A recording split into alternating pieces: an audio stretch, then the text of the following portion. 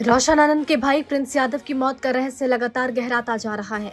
हत्या, साजिश और दबाव के आरोपों के बीच अब सबसे बड़ा सवाल पोस्टमार्टम प्रक्रिया पर उठ रहा है। जिस पोस्टमार्टम से मौत की असली वजह सामने आनी थी, क्या उसी में इतनी बड़ी लापरवाही हुई कि सच तक पहुंचना मुश्किल हो जाए। नेपाल में डॉक्टरों, वकीलों, पत्रकारों और फॉरेंसिक एक्सपर्ट की बातों ने इन मामलों में कई नए सवाल खड़े कर दिए। 13 जून को नेपाल के विराटनगर में एक होटल में प्रिंस यादव की लाश मिलने के बाद पूरे मामले ने सनसनी फैला दी।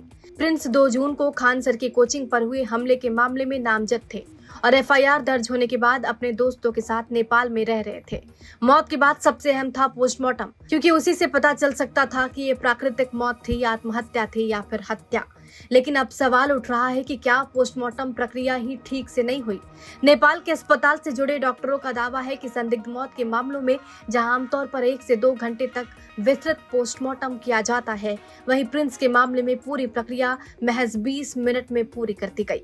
आरोप है कि बॉडी का विस्तृत परीक्षण नहीं हुआ, हार्ट नहीं खोला गया, फेफड़ों की जांच नहीं हुई और मौत के संभावित कारणों का कोई स्पष्ट निष्कर्ष नहीं निकला। भास्कर की रिपोर्ट के अनुसार पोस्टमार्टम रिपोर्ट में भी डॉक्टरों ने साफ लिखा कि मौत का सटीक कारण अभी स्पष्ट नहीं है और वास्तविक कारण विस्तार रिपोर्ट आने के बाद ही पता चल सकेगा। यानी जिस रिपोर्ट से मौत की वजह सामने आनी थी, उसने खुद ही अपनी सीमाएं स्वीकार कर ली। दैनिक भास्कर की रिपोर्ट के अनुसार नेपाल के एक वरिष्ठ डॉक्टर का दावा है कि बॉडी की स्थिति देखकर मामला संदिग्ध लग रहा था, लेकिन फॉरेंसिक विशेषज्ञ उपलब्ध नहीं होने के कारण सामान्य डॉक्टर से पोस्टमार्टम कराया गया। डॉक्टर का ये भी कहना है कि पुलिस और परिजनों के दबाव में जल्दबाजी दिखाई गई। नेपाल के वरिष्ठ पत्रकारों और कानूनी विशेषज्ञों ने भी सवाल उठाए।